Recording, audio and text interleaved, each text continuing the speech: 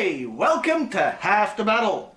Cobra month comes to an end, and I wish I could say we were going out on a high note, but you all saw what I had in my hand at the end of the last episode. So yeah, that ain't gonna happen.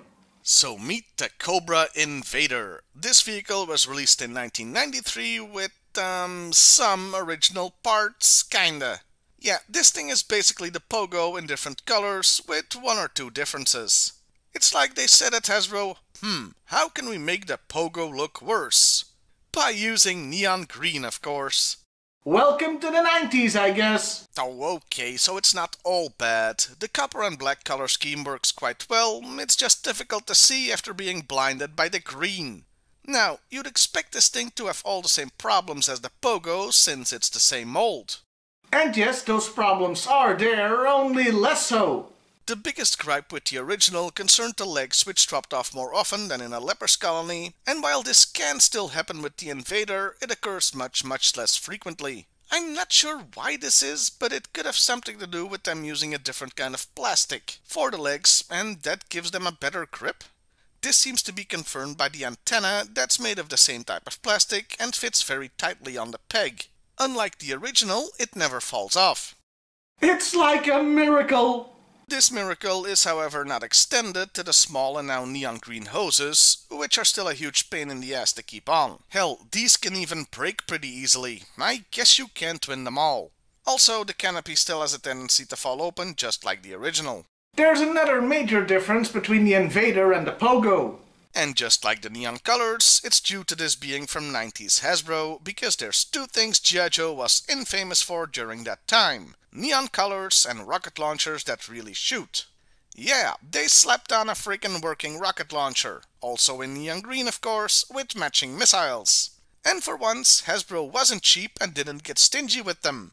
While the Pogo had 2 when it should have had 3, the Invader has 4, and maybe it should also just have had 3. Okay, that's just me being unfairly nitpicky. Since there is room for all 4 if you put one in the launcher.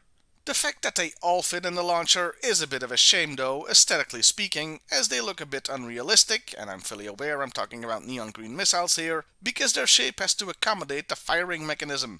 I suppose it does add play value for kids though. Overall, while it is less fragile compared to the Pogo, it does manage to look even dumber. So I guess it's just as good, or should I say just as bad as the original. And this was the only toy the Invader ever got. Not surprising, since it came out in 1993, and this was also the last time the Pogo mold was used. That means it's time to talk about the character.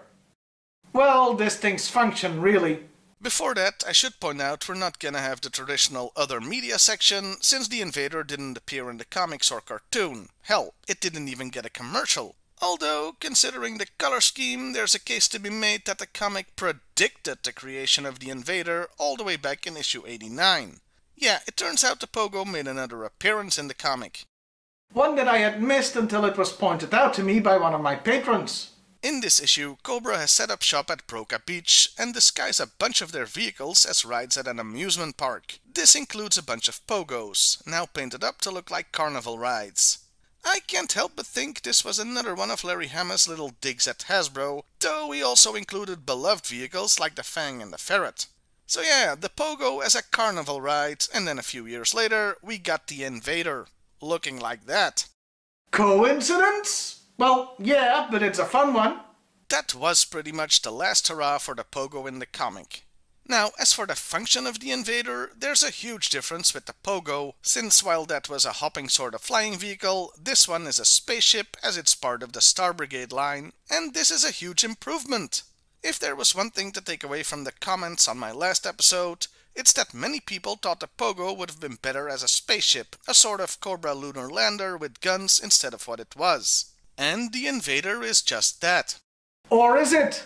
Well, the back of the box refuses to let go of its Pogo origins. For one thing, it keeps the hopping mad joke. Yeah, somebody at Hasbro was way too proud of that one. It also still calls it a ballistic battle ball, though not on the front.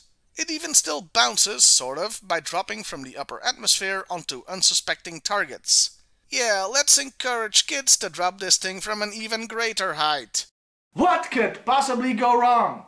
The legs are called lunar lander legs, so at least Hasbro acknowledged what everybody thought the Pogo was supposed to be. There's something about those missiles that's still bugging me. Okay, so the thing has a missile launcher with one missile in it, but the other three use the pegs on the legs. Does that mean that the pilot, after he's fired the launcher, has to go out on a spacewalk and load another missile in? Or are the others supposed to be fired from the legs like on the Pogo, which would make the launcher redundant? Yeah, this whole thing falls apart if you think about it for more than 2 seconds. Well, it falls apart figuratively. The Pogo is the one that falls apart literally.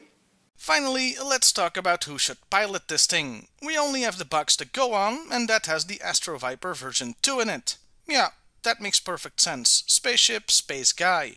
This would be my pick too. Oh, and going back to the Pogo, it's been pointed out in the comment section from my last video that if you ignore what it's supposed to be and treat it like a spaceship, then the original Astro Viper would be the perfect pilot. He even has a similar color scheme. And that was the Invader. In some ways, like quality control, a vast improvement on the Pogo. In other ways, like the freaking neon green, a big step backwards. So, is it better or worse than the Pogo? Well, they both have different ups and downs, so I think they're about the same.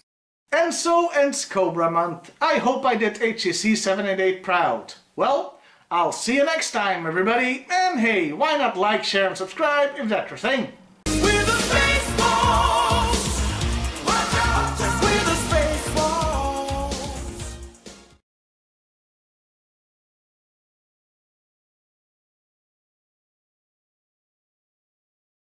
The Pogo is the one that falls apart literally. You know, it would have been funny if something had fallen off just as I said this, but real life isn't being accommodating, and I don't want to fake it.